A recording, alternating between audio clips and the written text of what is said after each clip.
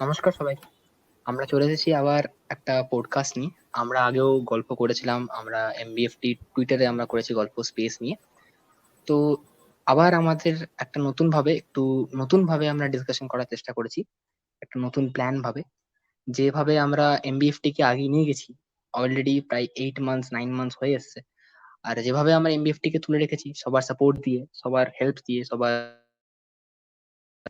অমনি করেই আমরা এগোতে থাকবো। তোমার সাপোর্ট চাই। তো অনেকদিন পর আবার আড্ডা হচ্ছে সবার সঙ্গে দেখা হবে, কথা হবে, কিছু আপডেটস দেওয়া হবে, কিছু নতুন সাইনিংস নিয়ে গল্প করা হবে সবার সঙ্গে।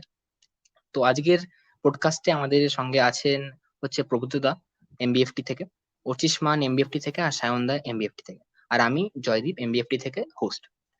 তো আজকের জয় আড্ডাটা মোহনবাগান। একটু ডিফারেন্ট টাইপ হবে।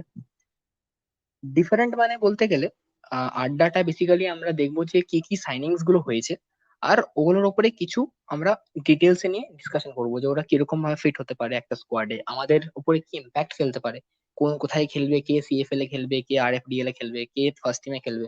ওরকম করে একটা অ্যানালাইসিস করে আবার আপনাদেরকে একটা আমরা ডিটেল ডিসকাশন দেবো।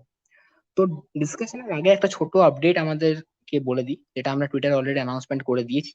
সেটা হচ্ছে যে Adil Abdullah has already signed for MBF Mohun Bagan. আর ওই ডিলটা আমরা এক্সক্লুসিভলি ব্রেক করেছিলাম।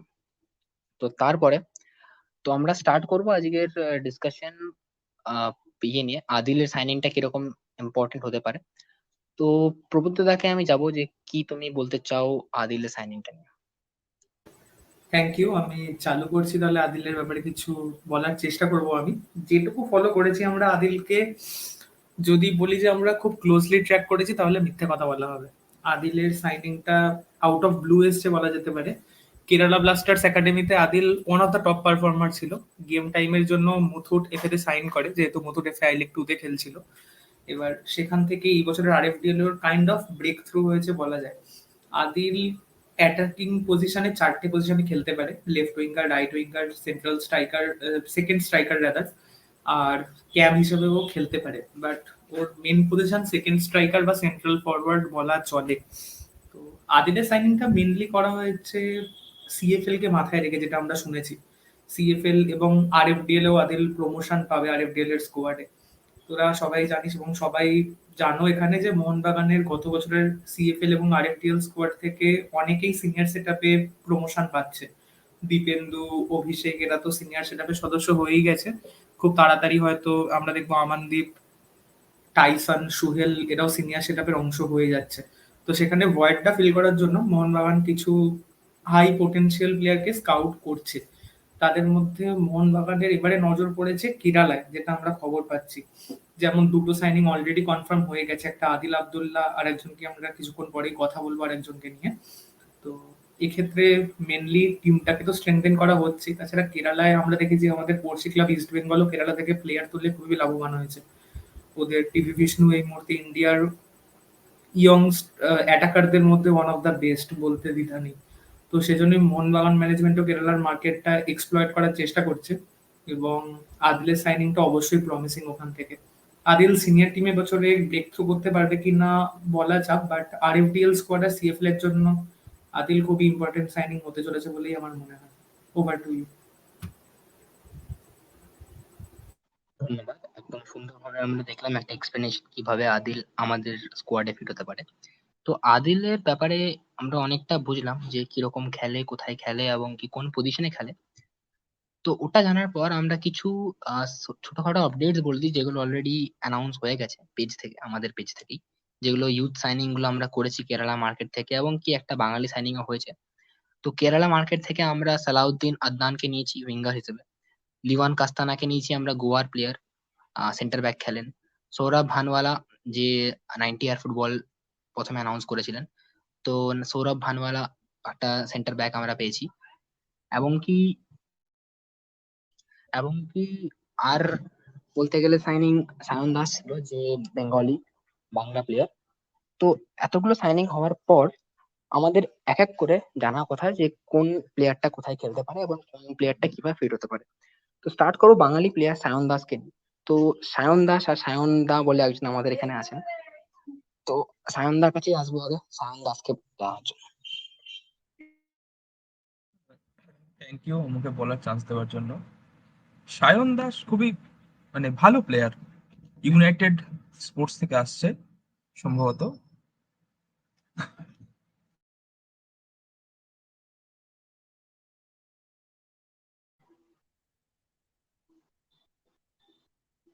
আচ্ছা, মাইকটা অফ আছে, ওটা যদি অন করে বলেন তো। ইউনাইটেড স্পোর্টস ক্লাব থেকে আসছে সায়ন দাস। তো অ্যাজ আ প্লেয়ার ক্যালিবার খুবই ভালো এবং সর্বোপরি বাঙালি প্লেয়ার। তো এখন একটা ট্রেন্ড অবশ্যই থাকে যে যে স্টেটের ক্লাব সেই স্টেটের প্লেয়ারদেরকে নেওয়া হোক। তো সেই দিক থেকে দেখতে গেলে যখন এতগুলো অ্যাডিশন কেরালার ফিল্ড থেকে আসছে, তখন বাংলার মাটি থেকে সায়ন দাসের ইনক্লুশন খুবই একটা কমেন্ডেবল ব্যাপার। এবং Sayan Das one of the important পজিশনসে খেলে, সেন্টার ব্যাক। সেন্টার ব্যাককে আমরা খুবই, যারা ফুটবলকে ভালো করে অ্যানালাইজ করে তারা জানে যে সেন্টার ব্যাক যে পজিশন, তারা অ্যাকচুয়ালি পুরো খেলাটাকে দেখতে পায়, পুরো খেলাটা তারা কন্ট্রোল করে। সায়ন দাস সেই দিক থেকে দেখতে গেলে খুবই খুবই হাই ক্যালিবারের প্লেয়ার। ইউনাইটেড স্পোর্টস ক্লাবের হয়ে খুব ভালো পারফর্ম করেছে আগের বছরের সিএফএল এ। এই বছরের সিএফএল এর আগে আমরা তাকে সাইন করালাম এবং বিভিন্ন পজিশনে খেলতে পারে, সেন্টার ব্যাক, রাইট ব্যাক, এবং তার physicality one of the main factors সেইখানে। সেদিক থেকে দেখতে গেলে সায়ন দাস টিমের জন্য খুবই খুবই একটা গ্রেট গ্রেট অ্যাডিশন।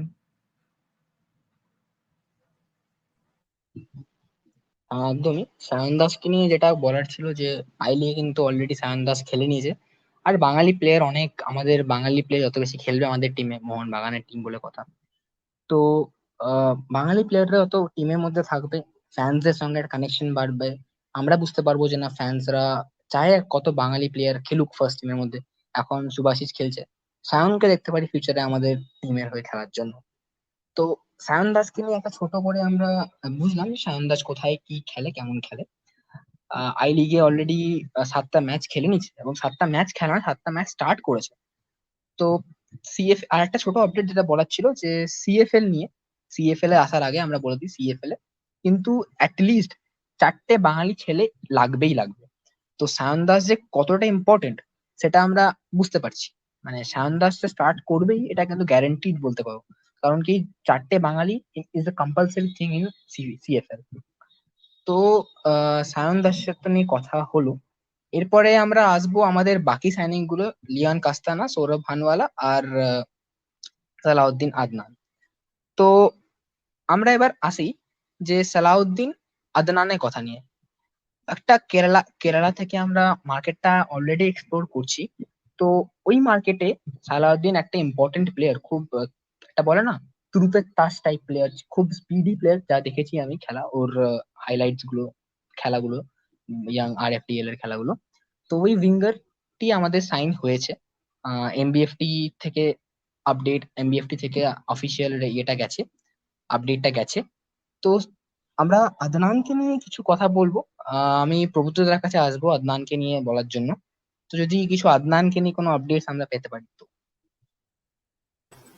আদনানকে নিয়ে আই গেস অর্চিষ্মান বেটার বলতে পারবে, আমি জাস্ট কিছু আপডেট দিয়ে দেবো আদনানকে নিয়ে।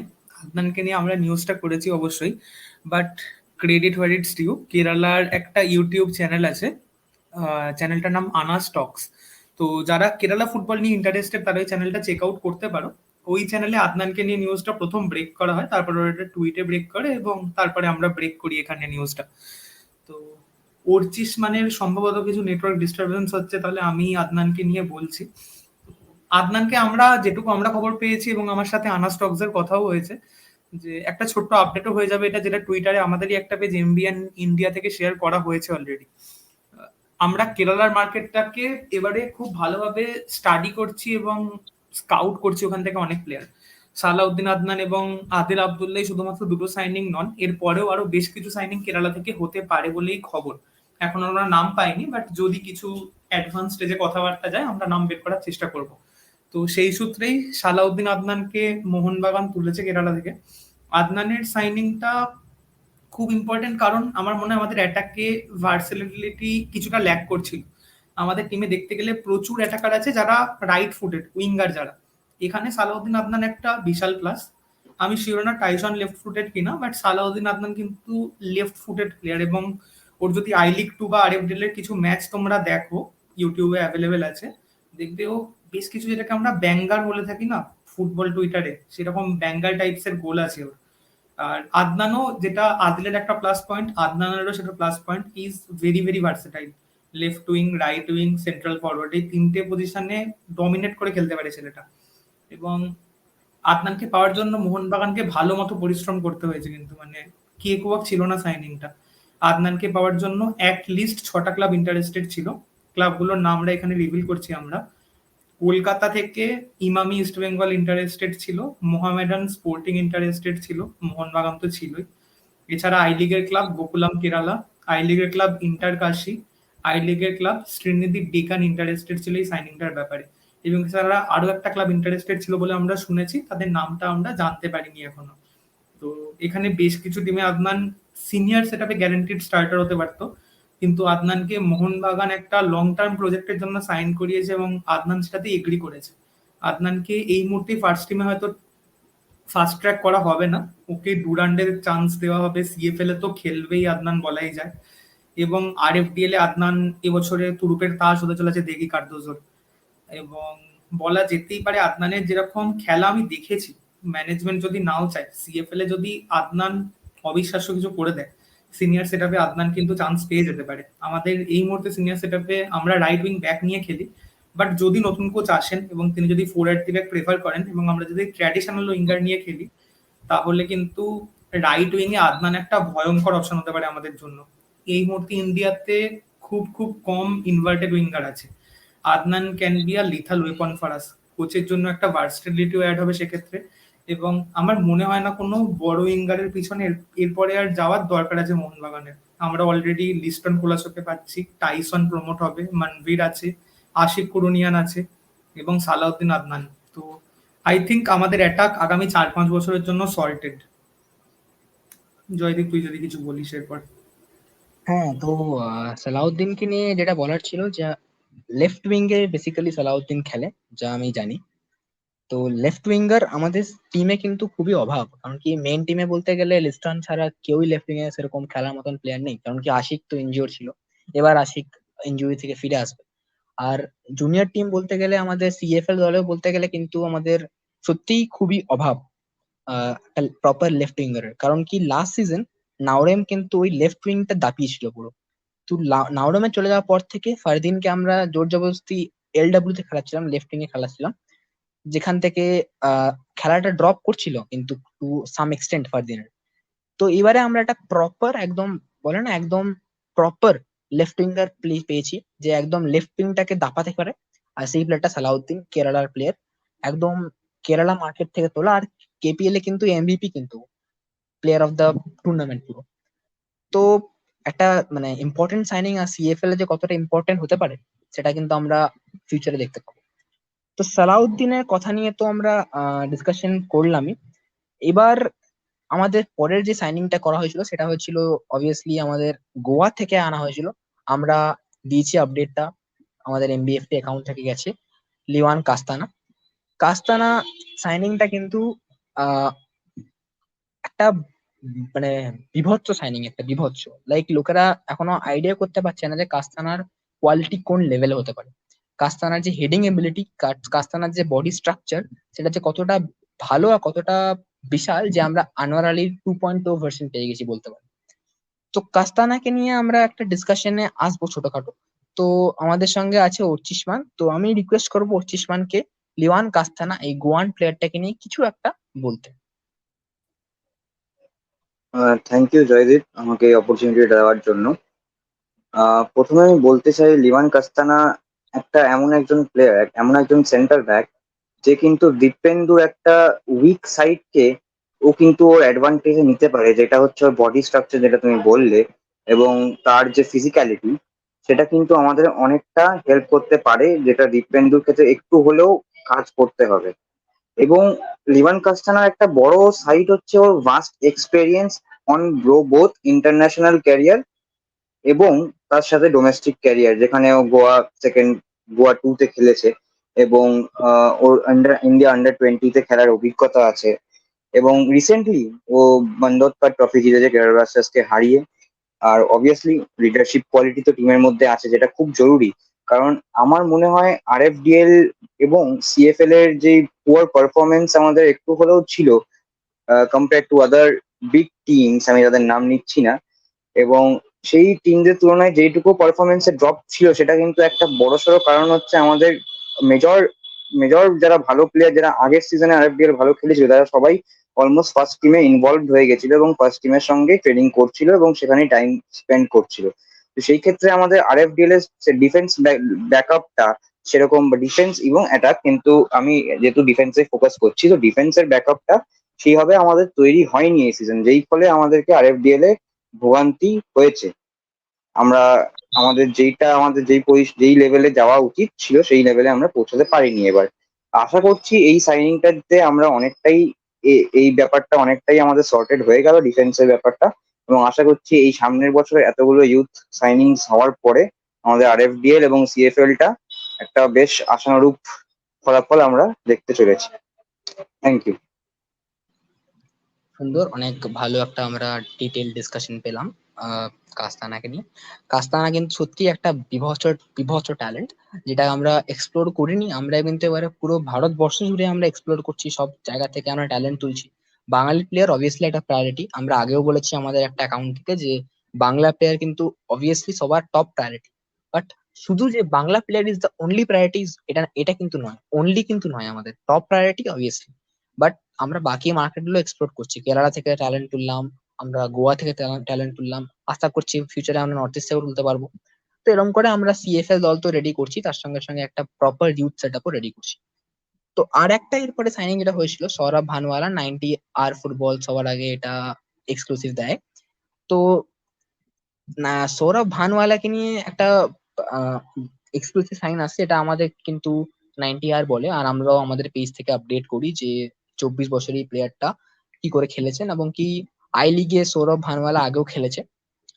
আর আমাদের সঙ্গে নামাদ্রি থেকে আমরা সাইন করেছি ওকে 2+1 ইয়ার কন্ট্রাক্টে, যেটা কিন্তু এমবিএফটি আগেই অ্যানাউন্স করে দিয়েছে। তো ভানুয়ালাকে নিয়ে আমরা ডিসকাস করার জন্য আবার একটা ছোট ডিসকাশনে আসবো। পঁচিশ মান খুবই সুন্দর বলেছে ইয়েটা, আমাদের আগের ডিসকাশনটা কাস্তানাকে নিয়ে। তো আমরা চাইছি সৌরভ ভানুয়ালাকে নিয়েও যদি কিছু একটা মান বলে তো আমাদের খুব ভালো হবে। তো ভানওয়ালা ভানওয়ালা সৌরভ ভানওয়ালা, সেও সেম পজিশন, সিবি সেন্টার ব্যাকেই, কিন্তু এই সাইনিংটা majorly for senior set up only. তাই জন্য এই সাইনিং এ সিনিয়র সেট আপে থাকা মানে তার একটা বড়সড় কম্পিটিশন হবে অবভিয়াসলি দীপেন্দুর সাথে, যে অলরেডি ফার্স্ট টিমে নিজের নাম একদম পাকা করে নিয়েছে বলাই যায়, এবং সে কন্ট্রাক্ট এক্সটেনশনও ক্লাবের সাথে করে নিয়েছে অলরেডি। তো এ অবভিয়াসলি আই লিগে পারফরমেন্স আমরা দেখেছি তার, সে নামধারী থেকে 2+1 ইয়ার ডিলে জয়েন করেছে মোহনবাগানে, এবং এফসি গোয়া এবং সরি, স্লিপ অফ টাং, নাম সৌরভ ভানুওয়ালা, এর অ্যাকচুয়ালি বার্থ প্লেস উত্তরপ্রদেশে, যেখান থেকে আমরা আরেকজন ভালো একজন ডিফেন্সিভ প্লেয়ারকে আমরা ইন্ডিয়ান ন্যাশনাল টিমে খেলতে দেখছি। তো সৌরভ ভানুওয়ালা যদি নিজের খেলাটাকে মেরে ধরতে পারে মোহনবাগানে, তাহলে কিন্তু উত্তরপ্রদেশ থেকে আমরা আরেকজন ভালো প্লেয়ার পাবো, সেটা কিন্তু আমাদের ইন্ডিয়ান ফুটবলের জন্য আবারও একটা ভালো দিক হবে ফর এক্সপ্লোরিং নিউ এরিয়াস, যেখানে আমাদের ফুটবল এখনো পৌঁছে যেতে পারেনি। এবং সেটা কিন্তু মোহনবাগানের, যদি সেটা আমরা সেই প্লেয়ারটাকে আইএসএল স্টেজে বা তার চেয়েও কোনো বড় স্টেজে আমরা যদি তার খেলাকে মানে একদম লোকজন পাবলিকের সামনে সেটা ধরে রাখতে পারি, তাহলে কিন্তু মোহনবাগান আরেকটা ভালো প্লেয়ার ইন্ডিয়ান ফুটবলকে উপহার দিতে চলেছে, অ্যাটলিস্ট ডিফেন্সিভ এরিয়াসে, যেটা আমরা এতদিন অ্যাটাক বা মিডফিল্ডিং মেনলি দেখেছি। থ্যাংক ইউ ভাই সৌরভ ভানুয়ালাকে নিয়ে বলার জন্য। আচ্ছা, সৌরভ ভানুয়ালাকে নিয়ে আমি ছোটখাটো কিছু আপডেট দিয়ে দিই, যে আপডেট ঠিক বলবো না, মানে ছোটখাটো কিছু কথাগুলো বলে নিই যেগুলো বলার ছিল। সৌরভ ভানুয়ালা কিন্তু 2+1 ইয়ার কন্ট্রাক্টে সাইন করেছে, 24 বছরের এই প্লেয়ারটা। আর সৌরভ ভানুয়ালাকে আমরা দেখেছিলাম যখন আমরা আনোয়ার মাঝখানে যখন ইনজিওর হয়ে যায়, আমাদের খেলাটা কিন্তু একদম ডিপে পড়ে যায়, কারণ কি দীপেন্দুকে আসতে হয়, এবার দীপেন্দু এসে খেলে। এবার ধরো যে হয়তো হেক্টর ইউজ তো ইনজিওর হয়ে যেত, তাহলে কি হতো? তাহলে তো আমার সেন্টার ব্যাক ছিল না। তো এইবারে সৌরভ ভানুয়াল আসার পর থেকে দীপেন্দু, রাজ বাস্ফোর আর আহ, আমাদের সৌরভ ভানুয়াল তিনজন মিলে কিন্তু একসঙ্গে একটা ইউথ ট্রায়ও তৈরি করতে পারে, যেটা সিএফএল এ খেলতে পারে এবং কি সিনিয়র টিমের জন্য খুব ইম্পর্টেন্ট সাইনিং হতে চলেছে। তো এই তিনটে আমাদের ফিউচারের জন্য একদম স্ট্যাকড হয়ে গেছে ডিফেন্স। আনোয়ার আলী তো অলরেডি আছে, তার সঙ্গে আনোয়ারের সঙ্গে পেয়ারিং এর জন্য কিন্তু আমাদের একটা বিভৎস ইন্ডিয়ান প্লেয়ার ডান। তো আমাদের এই ইউথ সাইনিং গুলোকে নিয়ে আমরা ডিসকাস করেছি, কারা কিরকম খেলে, কোথায় খেলে, কোন ক্লাব থেকে এসেছেন, কত ইয়ারে কন্ট্রাক্ট সাইন করেছে, এগুলো তো বলা হয়ে গেছে। আর আদিলের সাইনিংটা তো আমরা বলেছি আদিল কতটা ইম্পর্টেন্ট হতে পারে। আর ইউথের কথা শেষ করে আমি এখানে আসবো যে আমাদের কিন্তু ইউথ কোচটাও কিন্তু চেঞ্জ হয়েছে। বাস্তব রয় যিনি ছিলেন আমাদের ইউথ কোচ, ওনাকে প্রমোট করে দেওয়া হয়েছে, যেটা এমবিএফটি পেজে আপডেট করেছিল, এক্সক্লুসিভ দিয়েছিল যে বাস্তব রয় হ্যাজ বিন প্রমোটেড। আর ওর জায়গায় এফসি গোয়ার সেকেন্ড ম্যানেজার, এফসি গোয়ার আরএফডিএল এর ম্যানেজার ডেগি কার্জারোকে আমরা সাইন করেছি। তো ডেগি কার্জারো কি করতে পারে এবং কি কি ইম্প্যাক্ট ফেলতে পারে আমাদের ইউথ সেটআপকে নিয়ে, সেটা যদি প্রবুদ্ধদা একটু ডিসকাশন করেন। Thank you. তো যেটা তোমরা সবাই জানো যারা এমবিএফটি কে ফলো করো, আমরা গত রবিবার সম্ভবত দেগি কার্দোজোর নিউজটা ব্রেক করেছিলাম, তারপর মার্কাস মার্গালাও নিউজটা কনফার্ম করেন। তো দেগি কার্দোজো মোহনবাগানের ইউথ সেটআপের জন্য একটা হিউজ সাইনিং। কেন হিউজ সাইনিং বলছি, কারণ মোহনবাগান ফিউচারে যে অ্যাপ্রোচটা নিতে চলেছে বলে আমরা খবর পাচ্ছি, সেটা হচ্ছে ইন ফিউচার তোমরা কিন্তু খুব বেশি স্টাডেড ইন্ডিয়ান সাইনিং মোহনবাগান টিমে দেখবে না। মোহনবাগানের যে স্টাডেড স্কোয়াডটা এই মুহূর্তে রেডি আছে, সেটাকেই মোহনবাগান মোটামুটি আগামী 5 বছর ধরে রাখবে। এবার ইন্ডিয়ার প্লেয়ারদের আমরা জানি যে কিছু প্লেয়ার 1 বছর এক্সেপশনালি পারফর্ম করলে তার পরের বছর তার ফর্ম ডিপ হয়ে যায়। তো এইভাবে যদি কোনো প্লেয়ারের ধরো ফর্ম ডিপ হয়ে গেল, আগে মোহনবাগানের টেন্ডেন্সি ছিল মার্কেটে গিয়ে বেস্ট প্লেয়ারটাকে তুলে আনার। মোহনবাগান কিন্তু এবারে অ্যাপ্রোচটা চেঞ্জ করতে চাইছে। মোহনবাগান চাইছে হাই পোটেন্সিয়াল ইয়ং প্লেয়ারদের স্কাউট করে তুলতে, যাদেরকে তারা সিএফএল এ খেলাবে, আরএফডিএল এ খেলাবে, যাতে করে প্লেয়াররা এনাফ গেম টাইম পায়। অ্যাটলিস্ট বছরে 30টা গেম তো খেলতেই পারবে সিএফএল, আরএফডিএল, ডুরান্ড এইসব মিলিয়ে। এবং সুপার কাপেও যদি শুরুর রাউন্ডে ছোটখাটো টিম পড়ে, সুপার কাপ বা ফেডারেশন কাপ যেটাই হোক, তো সেখানে ওই ছেলেরা চান্স পাবে। মোহনবাগান চাইছে এরকম হাই পোটেন্সিয়াল প্লেয়ারদের এখানে আনতে, যাদেরকে তারা সিনিয়র সেটআপে প্রমোশন দিতে পারবে এবং যারা কাইন্ড অফ ইন ফিউচার মোহনবাগানের স্টার্টিং লাইন আপটা অকুপাই করবে। কাইন্ড অফ আমরা এখানে বলতে পারি যে রিয়েল মাদ্রিদ যে অ্যাপ্রোচটা এখন নিয়েছে, যেমন ধরো আর্দা গুলারের মতো ইয়ং পোটেনশিয়াল প্লেয়ারদের সাইনিং করাচ্ছে তারা, বা ভিনি রদ্রিগো, এদেরকেও তোমরা জানো অনেক ইয়ং এজে রিয়েল মাদ্রিদ সাইন করিয়েছিল, যারা এই মুহূর্তে রিয়েল মাদ্রিদকে ক্যারি করছে। তো এই ধরনেরই একটা অ্যাপ্রোচ মোহনবাগানও নিতে চাইছে। ইন্ডিয়ার বেস্ট ইউথ ট্যালেন্ট যারা মোহনবাগানে আসতে আগ্রহী, তাদেরকে মোহনবাগান সাইন করাবে। তারা আপাতত ইউথ গেমস খেলবে, এক্সেপশনালি ওয়েল পারফর্ম করলে সিনিয়র সেটআপে যাবে। এবার দেগি কার্দোজোর সঙ্গে এটার রিলেশন কোথায়? দেগি কার্দোজো এই মুহূর্তে ইন্ডিয়ার one of the best youth coach না হতে পারেন, কিন্তু চোখ বুঝে বলা যেতে পারে ইন্ডিয়ার one of the best, if not the best scout Degi Cardozo. তার স্কাউটিং এর এক্সাম্পল অভিষেক সূর্যবংশী। তোমরা জানো এর আগে কলকাতায় একটা ক্লাব খেলতো এটিকে বলে, যে ক্লাবটা এখন কোনো কারণে বন্ধ হয়ে গেছে। তো ওই ক্লাবে এই দেগি কার্দোজো কাজ করে গেছেন। তখন ওই ক্লাবে তিনি ইউথ টিমের জন্য মহারাষ্ট্র থেকে স্কাউট করে তুলে এনেছিলেন অভিষেক সূর্যবংশীকে। উত্তরপ্রদেশে স্কাউট করে তিনি তুলে এনেছিলেন সমিত রাঠিকে, যিনি ইভেন আইএসএল জিতেছেন এটিকে বলে টিমটার হয়েও। এখন তারপর থেকে মোহনবাগান সই করিয়েছিল, যে কোনো কারণে তার ফর্ম পড়ে গেছে, বাট তিনি আইএসএল এর ইমার্জিং প্লেয়ার হয়েছেন সমিত রাঠি। সেই প্লেয়ারটিও এই দেগি কার্দোজোর হাতে করে তুলে আনা। আর সানওয়ার শেখ এই মুহূর্তে মোহনবাগানের সেকেন্ড গোলকিপার, তাকে তুলে এনেছিলেন দেগি কার্দোজো। এরপর তোমরা যদি ফারদিন আলী মোল্লার কথা বলো, মোহনবাগানের এএফসি কাপে গোল আছে ফারদিন আলী মোল্লার। কি ক্যালিবারের প্লেয়ার তোমরা জানো, হয়তো কিছু কারণে এখনো কিছু একটা ব্যাপার ক্লিক করেনি, ফারদিন এখনো নিজেকে মেলে ধরতে পারেনি সেভাবে, বাট ও কতটা হাই পোটেনশিয়াল পজেস করে আমরা সবাই জানি। ফারদিনও দেগি কার্দোজোর স্কাউট। এফসি গোয়ায় দেবেন্দ্রকে স্কাউট করেছে দেগি কার্দোজো। মোহাম্মদ নেমিলকে তৈরি করেছে বলা যেতে পারে দেগি কার্দোজো। আমার তো মনে হয় মোহাম্মদ নেমিল এফসি গোয়ার জন্য আগামী সিজনে একটা ব্রেক থ্রু পেতে চলেছে মানোলোর আন্ডারে। তো সেই প্লেয়ারটাকেও দেগি কার্দোজো হাতে করে তৈরি করেছে। লিওয়ান কাস্তানহা, যাকে নিয়ে অনেক ইনফরমেশন দিল তখন অর্চিস মানার জয়দীপ। আমার পার্সোনালি মনে হয় এই বছর আমরা যে কটা সাইনিং করিয়েছি, সিনিয়র জুনিয়র সব মিলিয়ে, আমি খুব বড় স্টেটমেন্ট দিচ্ছি একটা, জেমি ম্যাকলারেনকেও আমি স্টেটমেন্টের মধ্যে ইনক্লুড করছি। আমার মনে হয় বেস্ট সাইনিং এগুলোর মধ্যে এখনো অব্দি লিওয়ান কাস্তানহা। মানে বলা যেতে পারে ফিউচার ইন্ডিয়ান ন্যাশনাল টিমের একটা স্টারকে আমরা আমাদের ইউথ টিমে সাইন করিয়ে ফেলেছি। এই প্লেয়ারটাকে স্কাউট করে তুলে এনেছিল দেগি কার্দোজো, এবং দেগি কার্দোজোর হাত ধরেই সে কলকাতায় আসছে। এবং যে খবরটা আমরা এমবিএফটি তে অনেকবার বলেছি যে মোহনবাগান কেরালার মার্কেট এবং কলকাতার মার্কেট ভালোভাবে স্কাউট করছে। মোহনবাগান চাইছে একটা core group of young player তৈরি করতে, যেখানে অনেক বাঙালি থাকবে এবং বাকি অন্যান্য স্টেটের প্লেয়াররাও থাকবে, কারণ Mohun Bagan national club of India, তো মোহনবাগান চায় ভারতের সব জায়গা থেকেই মোহনবাগানের রিপ্রেজেন্টেশন থাকুক। তো এইভাবেই পুরো ভারতে ঘুরে ঘুরে যদি হাই পোটেনশিয়াল প্লেয়ারদের স্কাউট করে সই করাতে হয়, দেগি কার্দোজো ইজ ইউর আইডিয়াল ম্যান। তো সেই কারণে দেগি কার্দোজো সাইনিংটা নিয়ে আমি পার্সোনালি খুবই এক্সাইটেড, এবং আমার মনে হয় this will be a huge huge signing for Mohun Bagan.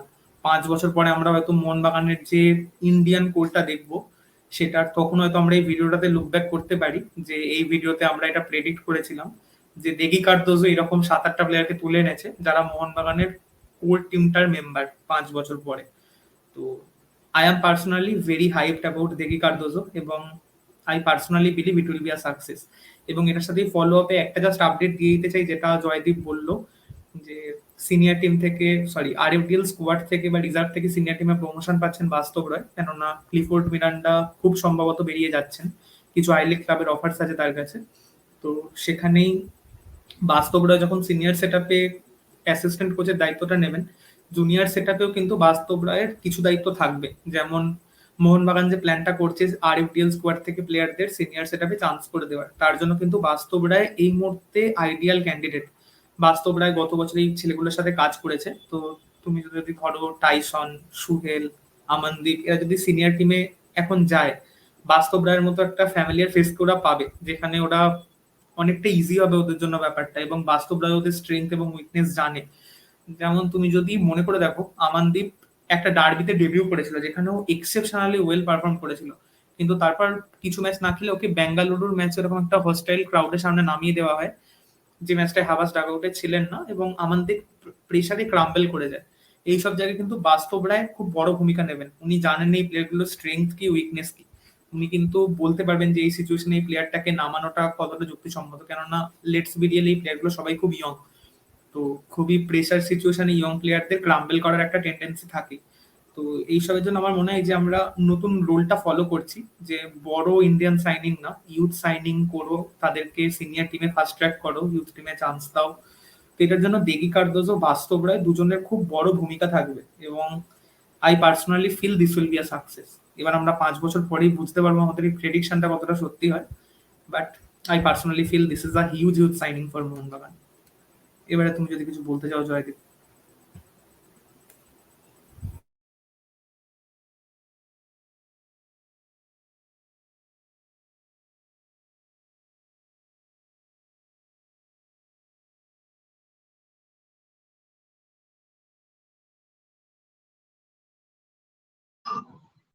Sorry, আমার মাইকটা একটু অফ হয়ে গেছিল। তো থ্যাংক ইউ প্রফেশনাল এত সুন্দরভাবে অ্যানালাইজ করার জন্য ডেলি কার্জারোটা।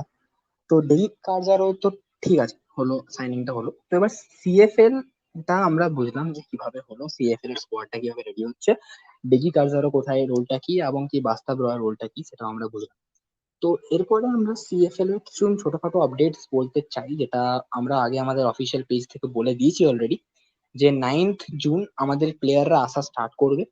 সব যত রকমের প্লেয়াররা, কেরালা থেকে প্লেয়ার্স গুলো, গোয়ার প্লেয়ার সবাই আসবে আমাদের টেন্টে, ক্লাব টেন্টে ঢুকবেন 9th জুন। 10th জুন কিন্তু আমরা যারা অফিসিয়াল ওয়েব, আমাদের ওয়েস্ট বেঙ্গলে যারা যারা প্লেয়ার্স গুলো আছে, যেমন সায়ন দাস, এরা বাকিরা, ওরা কন্ট্রাক্ট এক্সটেনশন করবে, আমাদের ক্লাব ক্লাব অফিসিয়াল সিগনেচার করবে, অফিসিয়াল পেপার ওয়ার্ক করবে ক্লাব টেন্টের মধ্যে 10th জুনে। 11th জুন থেকে আমরা প্র্যাকটিস স্টার্ট করবো সিএফএল এর জন্য। আর আমরা সিএফএল টা একটু লেট স্টার্ট করবো, যেটা আমরা আগে বলেছি। তিন প্রধান কলকাতার, ইমামি, ইস্ট বেঙ্গল, মোহামেডান আর আমরা তিন প্রধান মিলে একটু লেট সিএফএল স্টার্ট করবো। আর 25th জুন থেকে যেটা অফিসিয়াল সিএফএল স্টার্ট হবে, বাট যেটা বললাম আমরা একটু সিএফএল লেট স্টার্ট করবো। তো এরপরে আমরা সিএফএল ইউথ ফুটবল নিয়ে বলার পর এবার আমরা মেইন টিম নিয়ে আসবো। মেইন টিমে কি চেঞ্জেস হয়েছে, তো আমরা জানি যে কিয়ান নাসেরি আর নামতে, এরা দুজনে কিন্তু আমাদের ক্লাব ছেড়েছে। তো এই দুজন কিন্তু একটা ইম্পর্টেন্ট প্লেয়ার ছিল আমাদের শিল্ড উইনিং ক্যাম্পেইনের সঙ্গে। তো কিয়ান চলে যাওয়ার পর, এমনকি নামতে চলে যাওয়ার পর আমাদের কি প্রবলেম ফেস হতে পারে, সেটা যদি সায়ন দা কিছু ব্যাখ্যা করেন। নামতে আর কিয়ান দুজনেই হাই ক্যালিবার প্লেয়ার, এবং এদের সব থেকে পজিটিভ পয়েন্ট ছিল যে এরা ভার্সেটাইল। মাঠের মধ্যে যে কোনো পজিশনে তারা খেলতে অভ্যস্ত ছিল। তো যদি কিয়ানকে ধরা যায়, কিয়ান যেমন আপফ্রন্টে সব দিকে খেলতে হতো, centre forward, second striker, attacking midfielder, even on even on wings.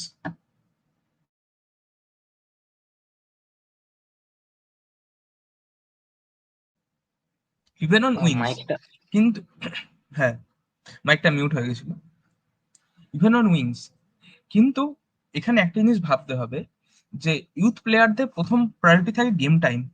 তাদের মেন এম থাকে একটা ফুটবল সার্কিটে নিজেদেরকে এস্টাবলিশ করা।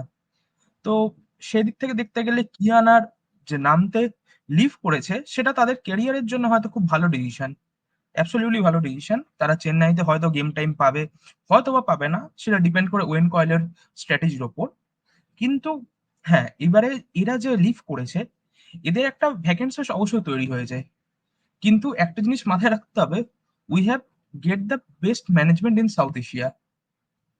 তারা যেমন একটা প্লেয়ারকে ছাড়ার পারমিশন দিচ্ছে রিনিউ না করে, তারা এটাও মাথায় রেখেছে যে কিভাবে তাদের ভ্যাকেন্ট প্লেসটাকে আমরা ফিল আপ করবো।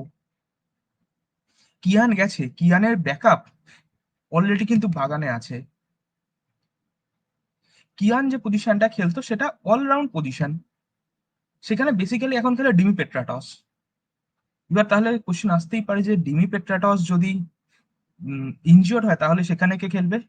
সেইখানে খেলার মতো প্লেয়ার রয়েছে আশিক কুলুনিয়ান, হুগো বুমসকে যদি রিটেন করা হয় হুগো বুমস, আর যদি লিস্টন কোলাসো, এবং বেশিরভাগ আমরা যতদূর দেখেছি ইয়ানকে ডিপ্লয় করে তো উইংসে। উইঙ্গারের অপশন এখন মোহনবাগানে প্লেন্টি। ইভেন সালাউদ্দিন আদনান, সে যদি ভালো পারফর্ম করে সিএফএল এ, তাহলে সেও প্রমোশন পেতে পারে। তো এইটা খুব একটা প্রবলেম হবে না আশা করি মোহনবাগানের জন্য। আর অ্যাজ ফার অ্যাজ নামতের কথা, নামতে মেনলি খেলতো মিডফিল্ডার, হোল্ডিং মিডফিল্ডার, এবং রাইট ব্যাকও খেলতে পারতো। নামতের জায়গায় মিডফিল্ডের জায়গাটাকে অবশ্যই অকুপাই করছে অভিষেক সূর্যবংশী, এবং ও এক্সটেনশন পেতে চলেছে। সুতরাং অভিষেক সূর্যবংশী যদি নিজের ফর্ম ড্রপ না করতো, তাহলে নামতের জন্য স্টার্টিং ইলেভেনে জায়গা পাওয়া খুব শক্ত ছিল। কারণ অভিষেক সূর্যবংশী অনিরুদ্ধ থাপার মতো প্লেয়ারকে বেঞ্চ করিয়ে স্টার্টিং ইলেভেনে জায়গা পেয়েছে। আর আরেকটা যে পজিশনে খেলতে পারতো নামতে, রাইট ব্যাক। আমাদের প্রেজেন্ট যে লাইন আপ রয়েছে তাতে বেশিরভাগটাই যদি স্ট্র্যাটেজি দেখা যায়, তাহলে থ্রি সেন্টার ব্যাক স্ট্র্যাটেজিতে অ্যাকচুয়ালি রাইট ব্যাক কোনো কাজে না, রাইট উইং ব্যাক কাজের। এবং রাইট উইং ব্যাকের জায়গায় মনভীর রয়েছে, আশিস রায় রয়েছে, তারা দেশের মধ্যে বেস্ট। সুতরাং নামতের জন্য কম্পিটিশনটা খুবই টাফ হতো গেম টাইমের ব্যাপারে। অ্যাকচুয়ালি তাদের কেরিয়ারের জন্য হয়তো ভালো ডিসিশন, কিন্তু as far as trophy regards সেটা কোয়েশ্চেনেবল। কিন্তু হ্যাঁ, নামতের জন্য যদি এখন বেসিক্যালি কেউ বলা হয় একটা মার্ক করতে, যে এ প্রপার প্রপার রিপ্লেসমেন্ট, তাহলে সেই ক্ষেত্রে অভিষেক সূর্যবংশী একটা প্রপার রিপ্লেসমেন্ট। আর কিয়ানের জন্য বলাটা মুশকিল, কারণ কিয়ান অ্যাকচুয়ালি কোনো পারফেক্ট পজিশন ধরে খেলেনি আজ পর্যন্ত। Okay all over the front line use করা হয়েছে। যদি ওকে রাইট উইং এর ক্ষেত্রে বলা হয় তাহলে মনভীর রয়েছে, লিস্টান খেলতে পারে, আশিক খেলতে পারে। যদি লেফট উইং এ আসা হয়, লেফট উইংও সেম, দিমি পেত্রাতস রয়েছে, লিস্টান কোলাসও রয়েছে। যদি সেন্টার ফরওয়ার্ড বলা হয়, কামিংস রয়েছে, ডিমি পেট্রাটস রয়েছে, অ্যান্ড আগেন ম্যাকলারেন জয়েন করছে। অ্যাটাকিং মিডফিল্ডারে কাউকে সম্ভবত রিটার্ন হতে চলেছে, হুগো বুমাস রিটার্ন করবে, অনিরুদ্ধ থাপা রয়েছে। তো it was quite difficult for Kiyan.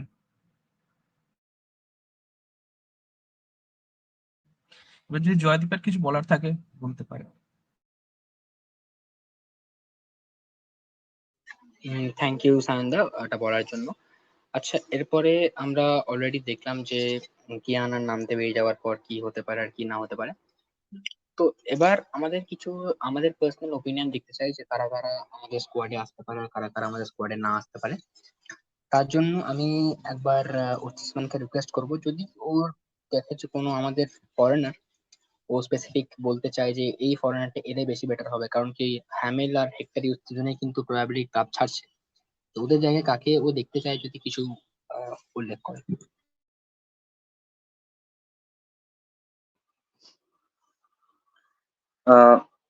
Foreigner নিয়ে সত্যি বলতে খুব কিছু ডিসক্লোজিং আপডেট এখনো পর্যন্ত নেই, শুধুমাত্র একটাই ছাড়া, যে ম্যাকলারেন অলরেডি সাইন করছে। তো সেখানে এইটা বাদে আর বাকি ফরেনার যেগুলো আমাদের ডিপার্টমেন্ট যেরকম বলা হলো, হেক্টর ইউস্তে আর Hamill, centre defensive department, centre back positions, এই পজিশনস গুলোর অলরেডি সার্চ শুরু হয়ে গেছে এবং অনেক ভালো ভালো সিরিজও জমা পড়েছিল। সেখান থেকে ম্যানেজমেন্ট অনেক দূর এগিয়েওছে কথাবার্তা বেশ কিছু প্লেয়ারের সাথে। তো সেই সব জায়গায় সেন্টার ব্যাক পজিশনস এবং এবং ইভেন সেন্টার ব্যাকের সঙ্গে যেটা রিলেটেড একটা পজিশন, সিডিএম পজিশন, যেখানে আমাদের কারেন্টলি জনি কাউকো আছে। এবার সেই জনি কাউকোরও সিচুয়েশনটা এখনো পর্যন্ত কনফার্ম কিছু না যে থাকবে থাকবে না। তো সেই কারণে আমাদের এখন ফরেনার্স বলতে শুধুমাত্র যদি আমি অ্যাটাকিং লাইনটা দেখি, সেটাই একমাত্র পুরো কনফার্ম, যে আমাদের জেমি ম্যাকলারেন, জিমি পেট্রাটস এবং জেসন কামিন্সকে আমরা নেক্সট সিজনে একটা ভয়ঙ্কর অ্যাটাকিং ট্রিও বিল্ড আপ করতে দেখতে চলেছি। এবং আমি যদি এসিএল টু এর পার্সপেক্টিভে বলি, কেন আমাদের পুরো ফোকাসটা এখন এসিএল টু এর ওপরই। আইএসএল তো অলরেডি আমরা কাপও জিতে নিয়েছি, শিল্ডও জিতে নিয়েছি, তো অলরেডি কনকার্ড বলা যেতে পারে। এবং এসিএল টু এর যদি রেসপেক্টে আমি কথাটা বলি, তাহলে এসিএল টু তে যতদূর সম্ভব আমার জানা আছে, আমার মনে হয় না এসিএল টু তে ওই অল ফরেনার্স রুলটা অ্যাপ্লাই করে, সেটা অনলি ফর এসিএল এলিট। যদি ভুল বলি কেউ আমায় কারেক্ট করে দিতে পারো।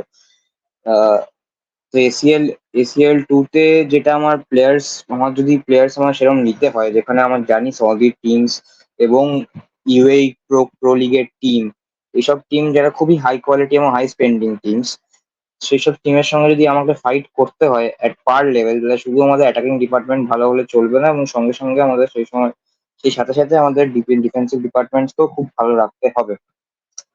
সেরকম প্লেয়ার্স দেখা হচ্ছে। আমার খুব ইচ্ছা যে প্লেয়ার্স, পার্সোনাল ওপিনিয়ন বললে সেটা ল্যাটিন আমেরিকান প্লেয়ার্স বা যদি মেক্সিকান প্লেয়ার্স, এইসব দিকের প্লেয়ার্সদের ফিজিক্যালিটি এবং তাদের গেম সেন্স খুবই হাই হাই হয়। তো আমি চাইবো যাতে ম্যানেজমেন্ট সেদিকটার দিকেও একটু নজর রাখে।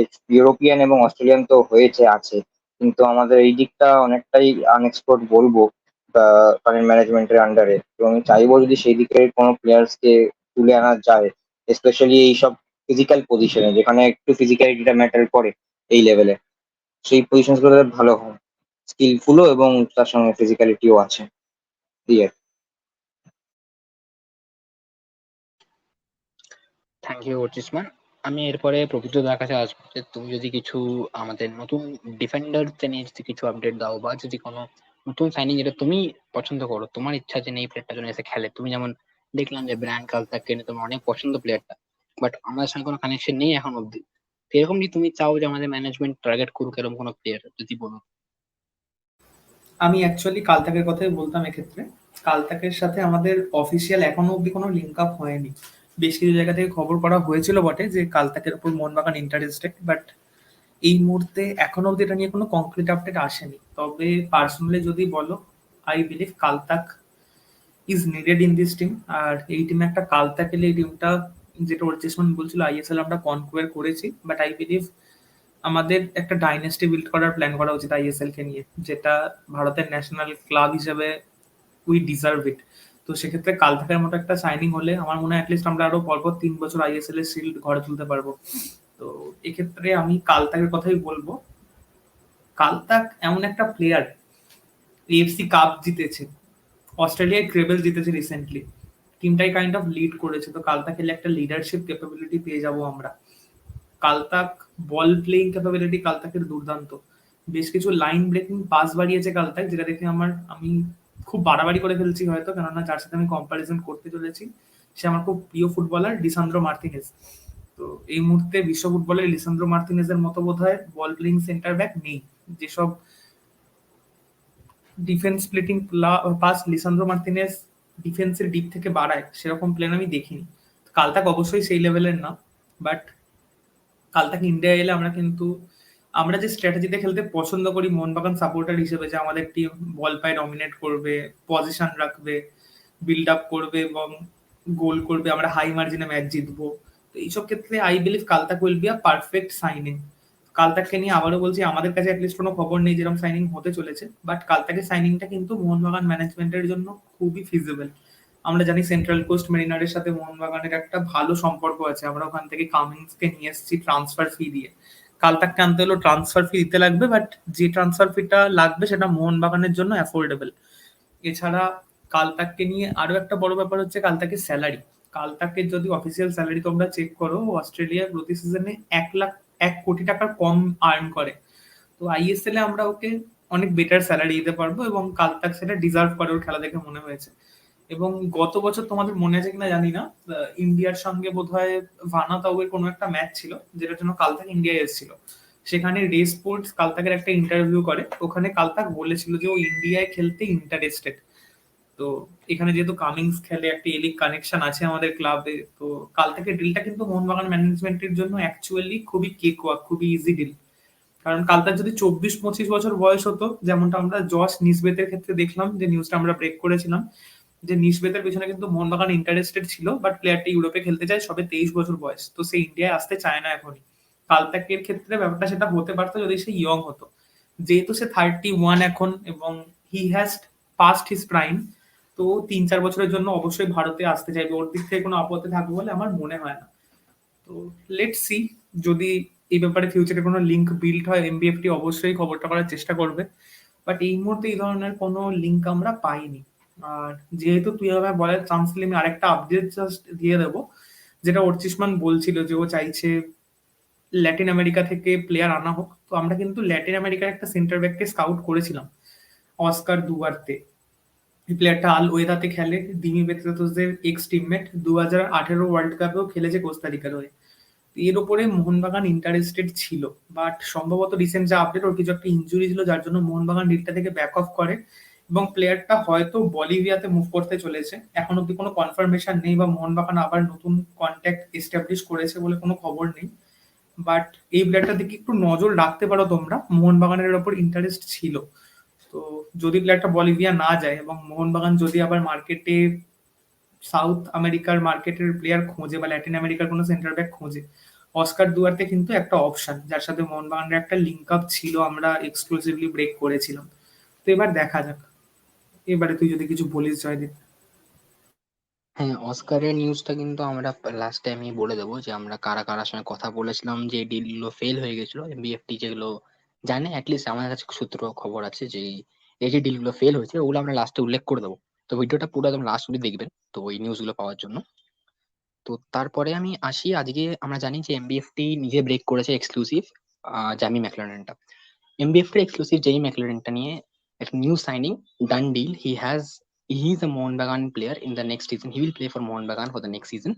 তো এটাই বলতে চাই, আমি সায়নদার কাছে আসবো, যে জেমি ম্যাকলারেনকে তুমি কিভাবে দেখছো, ও কিভাবে আমাদের টিমে ফিট করতে পারে, ওটা নিয়ে যদি কিছু বক্তব্য শেয়ার করো।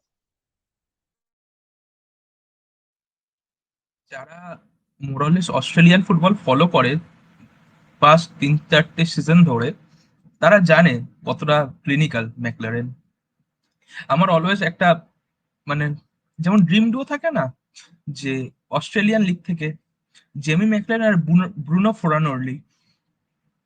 তো ব্রুনো তো আসা সম্ভব নয়, কারণ ব্রুনোর অলরেডি অনেক এজ হয়ে গেছে। ম্যাকলারেন এখন তার প্রাইমে, অ্যান্ড যে আসছে সে জানে গোল কি, গোলটা কোথায়, সে জানে কিভাবে গোল স্কোর করতে হয়। অ্যান্ড সব থেকে বড় কথা, আসছে সাদিকুর জায়গায় মোস্ট প্রবাবলি, এবং সাদিকুর জন্য আইডিয়াল রিপ্লেসমেন্ট। সাদিকু ছিল tall physical striker, fox in the box, volley জানে, ডিফেন্ডারকে পুশ করতে জানে। যেমন আমরা দেখেছিলাম কেরালার অ্যাওয়ে ম্যাচে, যে মিলোস ভিনচিচকে রীতিমতো ঘাড়ের ওপর নিয়ে গোল করে যায় প্রথম গোলটা। তো সেই দিক থেকে দেখতে গেলে ম্যাকলারেনের অলমোস্ট সিমিলার প্রোফাইল, টল, খুব strong striker, good in air, clinical with finishing. সব থেকে যেটা কি মেন পয়েন্ট ম্যাকলারেনের আমার মতে, সেটা হচ্ছে এই ফিনিশিং এবিলিটির সাথেও ওর ক্রিয়েটিভ এবিলিটি আরো। Creative ability in the sense, ওনার যদি কেউ হাইলাইটস দেখে থাকে, ওর ফ্রি কিক কিংবা কর্নার কিংবা কাউকে চেস ডাউন করা, এইগুলোর দিক থেকে খুব খুব ভালো ম্যাকলারেন। ম্যাকলারেন এক্স্যাক্টলি ফিট করছে প্রোফাইলটাকে, একদম আউট অ্যান্ড আউট স্ট্রাইকার যেটা লাগবে মোহনবাগানে, সেই প্রোফাইলটা ফিট করে ম্যাকলারেন। অ্যান্ড সাদিকও আগের বার জানি খুব ক্রিটিসিজম ফেস করেছে, অনলি 8টা গোল ইন দ্য লিগ, মাত্র 8টা গোল। তো সেই দিক থেকে দেখতে গেলে ম্যাকলারেন হয়তো আগের সিজনটা একটু পুয়ার গেছে, 10টা গোল করেছে, খুব একটা কিছু হাই মার্কস না, but still McLaren is McLaren, class is permanent, form is temporary.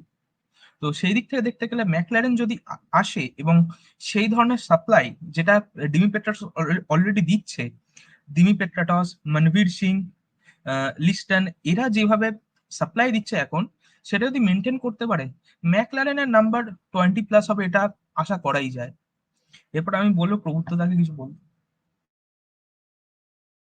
আমার সেভাবে আপডেট দেওয়ার কিছু নেই, আমি জাস্ট একটা কথা অ্যাড করতে চাই। জাস্ট দুদিন আগে একটা নিউজ ব্রেক হয়েছে যে আমাদের সো কল্ড আর্চ রাইভালসরা একটা বিশাল বড় মাপের স্ট্রাইকারকে সাইন করিয়েছে, দিমিত্রিয়স দায়ামান্তাকাস, রিয়েল দিমি নাকি, সে যাই হোক, ওসব ব্যান্টারে গিয়ে লাভ নেই। যেটা আমার বলার, যে আমরা কিছুদিন আগে দেখেছি অস্ট্রেলিয়ান লিগের one of the best team Central Coast Mariners ISL এর one of the best team Odisha FC কে ফেস করেছিল। উড়িষ্যা এফসি কে মাটি ধরিয়ে দিয়েছিল সেন্ট্রাল কোস্ট মেরিনার্স। তো এখান থেকে বোঝা যায় এ লিগ আর আমাদের ডোমেস্টিক আইএসএল এর লিগের ক্যালিবারের মধ্যে কতটা ফারাক। তো আমাদের আর্চ রাইভালরা খুব লাফালাফি করছে আইএসএল এর গত সিজনের টপ স্কোরারকে সই করিয়ে। তাদের জন্য একটা কথাই বলার, আমাদের কাছে এ লিগের টপ স্কোরার আছে, এবং কোনো একটা সিজনের টপ স্কোরার না, এ লিগ হিস্ট্রির টপ স্কোরার আছে, যে মোহনবাগানের সবুজ মেরুন জার্সি গায়ে খেলতে আসবে। তো বি রেডি, তোমাদের জন্য একটা কার্নেজ আসতে চলেছে।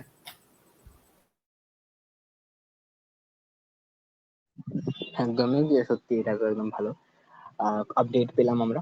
আচ্ছা, তারপরে আমরা আসবো এর পরের সেশনে, যেটা বলার ছিল যে আমরা তো দেখলাম যে কারা কারা আমরা অলরেডি আমাদের সাইনিংস হয়েছে। জেমি ম্যাকলারেন সাইনিং হলো, কিছু ইউথ সাইনিং হয়েছে, এবং কি কিছু রিউমার্স আছে। এবং কি আমরা এটাও জানি যে ইউরো থেকে আমাদের 25টা প্লেয়ার মতন শর্টলিস্ট করা আছে, প্রায় 24-25টা প্লেয়ার শর্টলিস্ট করা আছে। তো ইউরোর দিকে আমরা চব্বিশ রিকোয়েস্ট পঁচিশটা করবো না, ভিউয়ারদেরকে অ্যাকচুয়ালি যে আপনারা 40 থেকে ইউরোজের দিকে নজর 45টা রাখুন। প্লেয়ারের সিভি জমা পড়েছে ভাই, 40 থেকে 45। এটা রেপ স্পোর্টস ব্রেক করেছিল। সবাইকে একটা জাস্ট ছোট্ট শাউট আউট দেবো, রেপ স্পোর্টস কে তোমরা ফলো করতে পারো। রেপ স্পোর্ট কিন্তু রিসেন্টলি মোহনবাগানের খুব ভালো আপডেট দিচ্ছে, খুবই জেনুইন সোর্স মোহনবাগানের রেপ স্পোর্টস, তো তোমরা ওদেরকে চেক আউট করতে পারো। তো যেটা বললে প্রবুদ্ধ দা, যে 40টা মতন প্লেয়ার শর্টলিস্ট করা আছে, তো শর্টলিস্টে এতগুলো আছে, এতগুলো সিভি জমা হয়েছে, তো ওদের মধ্যে একজনকে তো আমরা সাইন হয়তো করবো ফিউচারে। তো ইউরোর দিকে নজর রাখবেন, প্লেয়ার্স গুলোর দিকে নজর রাখবেন যারা পোটেনশিয়াল সাইনিং হতে পারে। আচ্ছা, জেমি ম্যাকলারেনকে নিয়ে বলার পরে আমরা একটু ডিসকাশন আসবো যে আমাদের কি কি রিউমার্স অলরেডি ঘুরছে, যেটা আমরা দেখলাম যে এই রিউমার্স গুলো অলরেডি মার্কেটে আছে।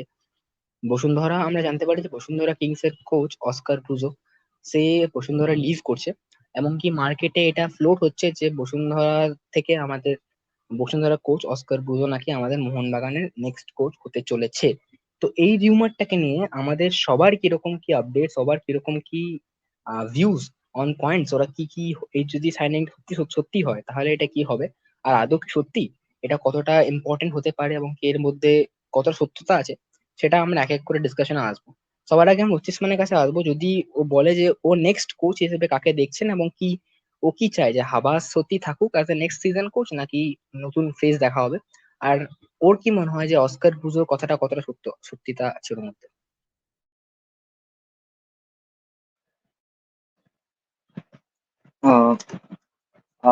কোচ চেঞ্জ নিয়ে যদি আমি কথা বলি, তাহলে কোচ চেঞ্জের দিকে আমার মনে হয় না যে আবাসকে কন্টিনিউ করা হবে, এবং একটা নতুন ফেসই আমরা দেখতে চলেছি আগামী মরশুমে।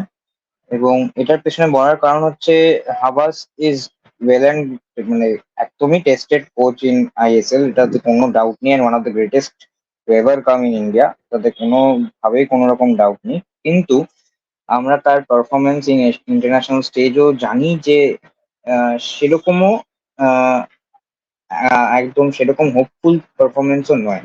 তো সেই দিক দিয়ে দেখতে গেলে যেহেতু আমাদের এটা এসিএল টুটা একটা খুব গোল্ডেন অপরচুনিটি, এখানে আমরা যদি খুব ভালো করি, যে এখান থেকে আমরা অনেকটা এক্সপোজার পাবো, দিস কম্পিটিশন হ্যাজ এক্সপেন্ডেড আ লট আগের বছরের থেকে, এফসি কাপের থেকে, যেটা আগের নতুন মানে পুরোনো ব্র্যান্ডিং যেটা এফসি কাপ ছিল সেটা নতুন ভাবে ব্র্যান্ডেড হওয়ার পরে। তো সেই ক্ষেত্রে আমি মনে হয় যে নিউ কোচ আসাটা জরুরি। একটা একটা এমন philosophy of playing style, long long term ভিশনে গিয়ে একটা প্রপার প্ল্যানিং এর সাথে একটা প্রপার ফিলোসফিতে আমার মনে হয় খেলানো দরকার টিমটাকে। আর তাছাড়া যদি আমার পার্সোনাল ওপিনিয়ন বলা হয় তাহলে আমার মনে হয় যে কোচকে খুব বড় মাপের একটা সিভির কোচ আমাদের দরকার এই টিমে। যে এরকম একটা এবং গুড ম্যানেজমেন্ট স্কিল তার থাকা দরকার। নইলে আমরা দেখেইছি যে যেমন জুয়ান ফের্নান্ডো ছিল, যে এরকম একটা টিম থাকা সত্ত্বেও আমরা সেরকম ভাবে পারফর্ম করছিলাম না due to mismanagement of players এবং ড্রেসিং রুম যে সিচুয়েশন ছিল সেই সময়। তো সেরকম একজন ভালো কোচ দরকার যে সেটাকে ম্যানেজ করতে পারে প্রপারলি, একটা বিগ বাজেট টিমকেও কিভাবে এগিয়ে নিয়ে ট্রফি জেতা যায় এবং তাদের থেকে পুরোপুরি একদম তাদের পোটেনশিয়াল অনুযায়ী সেই যেরকম খেলা উচিত সেরকমই খেলার এক্সট্রাক্ট যাতে করতে পারে। আর সেকেন্ডলি অস্কার ব্রুজো যদি আমরা ধরি তাহলে আমার মনে হয় না এই রিউমারটাতে কোনো সত্যতা আছে। এটা আমার পার্সোনাল ওপিনিয়ন, জানা নেই, তবে আমার মনে হয় এটাতে কোনো সত্যতা নেই, কেন আমরা আরো আরো বেশ বড় মাপের কোচের পেছনে আমরা ছুটছি। আচ্ছা, থ্যাংক ইউ অর্চিষ্মান এত সুন্দরভাবে ডিসকাস করার জন্য, হাবাসকে নিয়ে বলার জন্য, এমনকি আমাদের ফিউচার সাইনিং নিয়ে বলার জন্য। আচ্ছা, এবার হাবাসকে নিয়ে আমি আহ, আমার কোনো সেরকম ওপিনিয়ন তো নেই আপাতত, কিন্তু আমি সায়নদার কাছে এরপর আসবো যে হাবাসকে তুমি নিতে চাও অ্যাজ এ ফিউচার কোচ নাকি কোনো নতুন ফেস? আর তোমার কি মনে হয় যে অস্কার ব্রুজোর কথাটার মধ্যে কতটা সত্যতা আছে? দেখ, হাবাস খুব রেসপেক্টেড কোচ, একবার আইএসএল শিল্ড, দুবার কাপ জিতেছে, no doubt high calibre coach. কিন্তু অর্চিষ্মান যেটা বললো, ইন্টারন্যাশনাল রেকর্ড ভালো না। আমরা এবারে পার্টিসিপেট করতে চলেছি ACL 2-তে, যেখানে some of the best teams in Asia আসবে। তো যদি সেইখানে ভালো পারফর্ম করতে হয়, একটা হাই ক্যালিবার কোচ লাগবে যে ইন্টারন্যাশনালি সাকসেসফুল। তো সেদিক থেকে দেখতে গেলে Oscar Bruzon and Antonio Lopez Habas দুজনেই ফিট না। কারণ অ্যান্টোনিও লোপেজ হাবাসের যে মেন ফ্যাক্টর, বয়স। অলরেডি আমরা দেখেছি এবারে আইএসএল সিজনেই উনি 3-4টে ম্যাচের ডাগ আউটে থাকতে পারেননি। সেখানে ম্যানুয়েল এসছিলেন, ম্যানুয়েল হয়তো ভালো পারফর্ম করেছে, কিন্তু একটা ইয়াং কোচ যদি মোহনবাগান ড্রেসিং রুমকে সামলায়, সেটা খুব প্রবলেমেটিক। যেমন আমরা জুয়ান ফেরান্ডোকেই দেখেছিলাম যে তার মেন রিজন ছিল কিন্তু ট্যাকটিক্স না, তার মেন রিজন ছিল কনফ্লিক্ট বিটুইন প্লেয়ার্স। তারা মাঠের মধ্যে কি করছে তারা জানে না। এইখানে যদি আমি অস্কার ব্রুজানের দেখি, অস্কার ব্রুজান কিন্তু সেইভাবে কোনো ক্লাব সামলায়নি। বসুন্ধরা কিংস যদি আমরা তাদের প্রোফাইল দেখি, তারা বাংলাদেশে অলমোস্ট রেন করছে। সুতরাং তাদের কোনো প্রেশার নেই, লিটারালি তাদের একটাই প্রেশার যে তাদেরকে জিততে হবে। এন্ড আমরা যদি বাকি ক্লাবস গুলোর কোয়ালিটি দেখি বাংলাদেশের, সেটা বসুন্ধরার তুলনায় অনেকটা কম। And as far as tactics concern, Oscar ব্রুজনের ট্যাকটিক্স আমার অন্তত পার্সোনালি কোনোদিনই খুব একটা ইনোভেটিভ কিছু লাগেনি। উনি চিরচারিত 4-2-3-1 খেলান, এবং লেফট উইং এ যা মেন কাজ করে সেটা করে রবসান। তো যদি রবসানের ক্যালিবারের কোনো প্লেয়ার না থাকে, কতটা তিনি সাকসেসফুল হবেন বা কি করার ক্ষমতা আছে সেটা নিয়ে আমি খুব সন্দিহান। আমি চাই না অস্কার ব্রুজান, আমি জানি না যে অ্যাকচুয়ালি অস্কার ব্রুজানের যে রিউমারটা সেটা কতটা সত্যি। লেটস গেট ইট 50-50, উনি আসতেও পারেন নাও আসতে পারেন। For me it will be a no, যে উনি না আসুক। And as far as Habas, উনি টিটি হিসেবে কন্টিনিউ করুক, নো প্রবলেম। কিন্তু অ্যাজ আ কোচ আমি ওনাকে দেখছি না, কারণ ACL 2-তে আমাদেরকে হায়ার পারফর্ম করতে হবে, তবে আমরা ACL ইলাইটে পারফর্ম করতে পারবো। বা যদি আমাদের ইন্ডিয়ান কোএফিসিয়েন্টস বাড়ে, তবে তাহলে আমরা AFC ইলাইট যে চ্যাম্পিয়ন্স লিগ, সেখানে স্লট পাবো। তো মোহনবাগানের উপরে অনেক কিছু ডিপেন্ড করবে, তারা নিজেরা পারফর্ম করলে তারা নিজেরাই চান্স আর্ন করবে ACL ইলাইটের। তো সেইভাবে দেখতে গেলে হাবাস বা অস্কার ব্রুজান কেউই ফিট নন। আমি চাই নতুন, একদম ইন্ডিয়ান ফুটবলে নতুন, ইভেন এশিয়ান ফুটবলে নতুন, এরকম কোন আমি মুখ দেখতে চাই।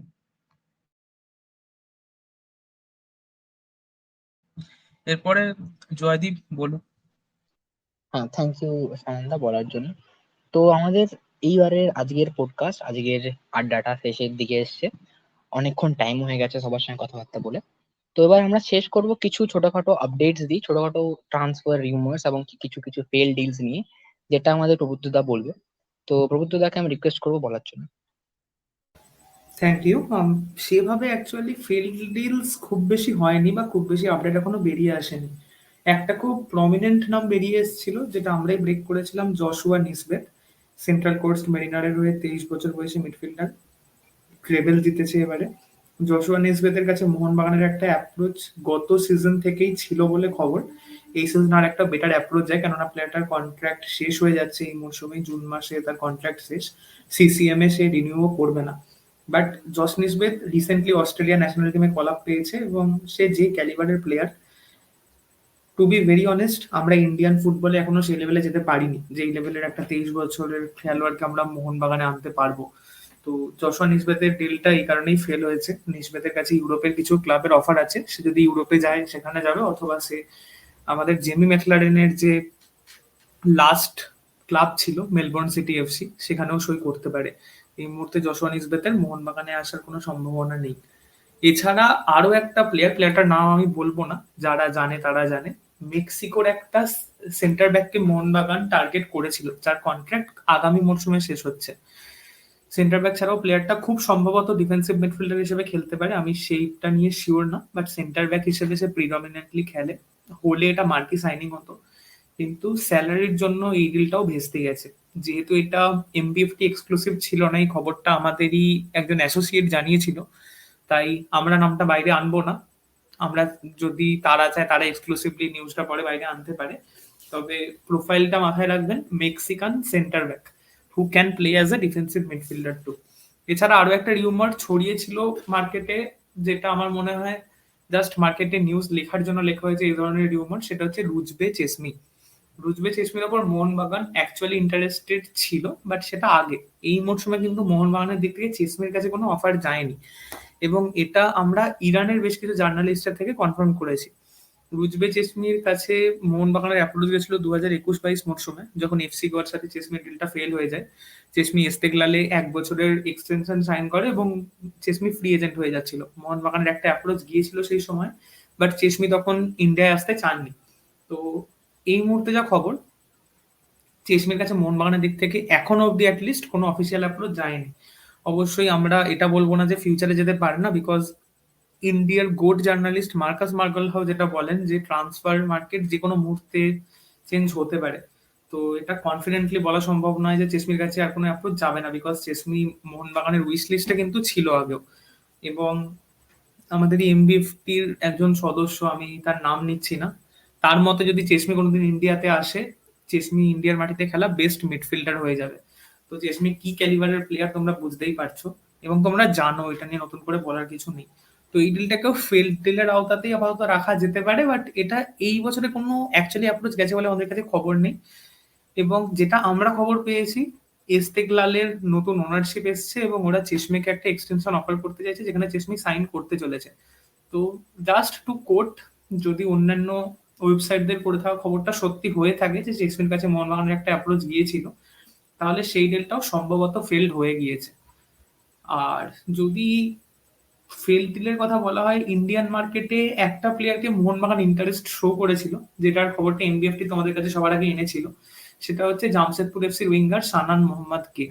এই ডিলটাকে ফেল ডিল আমরা বলবো না, কেননা মোহনবাগানের কখনোই প্ল্যান ছিল না এই বছরে কোনো ইমার্জেন্সি না হলে এই সাইনিংটা করার। বাট মোহনবাগান এই প্লেয়ারটিকে গত বছর পুরো দমে স্কাউট করেছে, এবং মোহনবাগান ইন ফিউচার সানান মোহাম্মদকে দলে আনতে আগ্রহী ছিল একটা স্টেজ অবধি। তারপর তারা সালাউদ্দিন আদনানকে সই করালো, সেও একজন কেরালার প্লেয়ার, এবং আদিল আবদুল্লাহকেও সই করালো। তো যদি এরা সাইন করে যায়, তাহলে হয়তো সানানের প্রতি ইন্টারেস্ট আমরা দেখতে পারি ফিউচারে আর থাকছে না।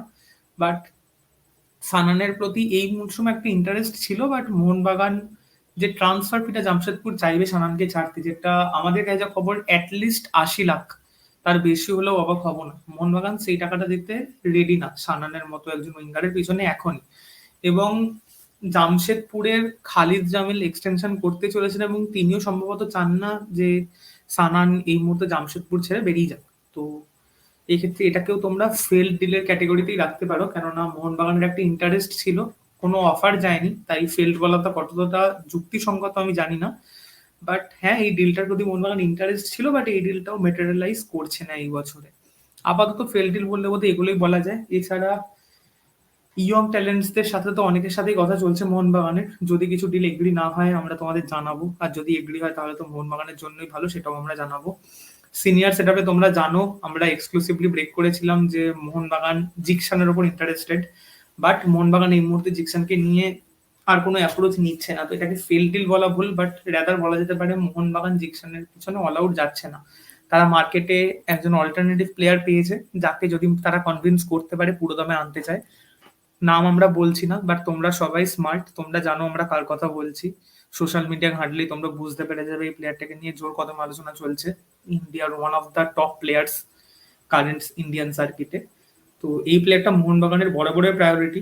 যেটা আমরা শুরুতে আলোচনা করছিলাম যে মোহনবাগান ফিউচারে এস্টাবলিশড ইন্ডিয়ান প্লেয়ার আনতে চায় না, ইউথদের প্রমোট করতে চায়। কিন্তু যদি এই ক্যালিবারের প্লেয়াররা মার্কেটে অ্যাভেলেবেল থাকে, যাদের মোহনবাগান অনেকদিন ধরে স্কাউট করেছে, মোহনবাগান কিন্তু এই পলিসিটা সেখানে ভাঙবে এবং এই ধরনের প্লেয়ারের পিছনে তারা যাবে, যেটা তারা এই সিজনেও করছে। তো দেখা যাক সেই ডিলটা হয় কিনা। না হলেও আমি পার্সোনালি খুব অখুশি হবো সেটা না, আমি চাইবো যাতে অভিষেক সূর্যবংশী ম্যাক্সিমাম গেম টাইম পায়। তার জন্য এই ডিলটা অতটা আইডিয়াল আমি জানি না, এবং এই মুহূর্তে এগুলোই আপডেট আছে বলা যেতে পারে। 3 জন ফরেনারের সাথে অ্যাটলিস্ট কন্ট্যাক্টে আছে মোহনবাগান। ইউরো থেকে অ্যাটলিস্ট একজন ফরেনার তো আসবেই, যেটা নিয়ে আমরা আমাদের পেজে একটা পোস্ট করেছিলাম যে Mohun Bagan management is the best in south Asia. এটা কিন্তু কোনো ব্লাফ ছিল না, আমাদের কাছে এমন একটা প্লেয়ারের খবর আছে, সেজন্যই আমরা টুইটটা করেছিলাম। কিন্তু ডিলটা জিওপার্টিস হয়ে যাওয়ার ভয়ে আমরা এই মুহূর্তে নাম বা কিছু ডিটেলস বাইরে আনতে পারছি না। ডিলটা যদি সাকসেসফুল হয়, অথবা যদি ডিলটা কোনো কারণে ভেস্তে যায়, আমরা অবশ্যই নামটা সবার আগে বাইরে আনার চেষ্টা করব। এই মুহূর্তে এগুলোই আপডেট। এরপর জয়দীপ যদি কিছু বলার থাকে বলুক। থ্যাংক ইউ প্রবীর দাদা, সুন্দরভাবে আমরা জানলাম কি আপডেট চলছে, কি চলছে মোহনবাগানের মার্কেটে, কি চলছে এখন আমাদের ক্লাব টেন্টে। আর যে টুইটটা আমরা করেছিলাম এমবিএফটি থেকে, একটা ছোট টুইট ছিল যে Mohun Bagan management is the best management in south Asia. এটা কিন্তু কোনো ব্লাফ ছিল না, যেটা বললো প্রত্যুদা। আমাদের সত্যি কিছু একটা আপডেট আছে, একটা প্লেয়ারের খবর আছে আমাদের কাছে, বাট ওটা আমরা বাইরে আনতে পারছি না বিকজ আমাদের কিছু রেস্ট্রিকশন থাকে, সেগুলো বলার জন্য কিছু জিনিস মেনটেন করতে হয়, একটু প্রফেশনালিজম দেখাতে হয়, তাই জন্য আমরা ওগুলো বাইরে আনতে পারছি না। তো আমরা অনেকক্ষণ কথাবার্তা বলে ফেলেছি, আমরা অনেক আড্ডা কথা বলেছি, আমরা আপডেট শেয়ার করেছি। তো আজকের মতন এই পডকাস্ট, এই আড্ডাটা এখানেই আমরা শেষ করছি। ধন্যবাদ সবাইকে এত বড় একটা পডকাস্ট শোনার জন্য, লাস্ট অব্দি টিকে থাকার জন্য। যারা যারা শুনেছেন পুরোটা, অসংখ্য ধন্যবাদ আপনাদের জন্য। আর সাপোর্ট করতে থাকুন এমবিএফটি কে, আপনাদেরই চ্যানেল, আপনারাই আমাদেরকে গ্রো করেছেন, আপনারাই আমাদেরকে বানিয়েছেন আজকে যেখানে এমবিএফটি আছে। সাপোর্ট করতে থাকুন এরকম ভাবেই। Love you guys everyone. জয় মোহনবাগান।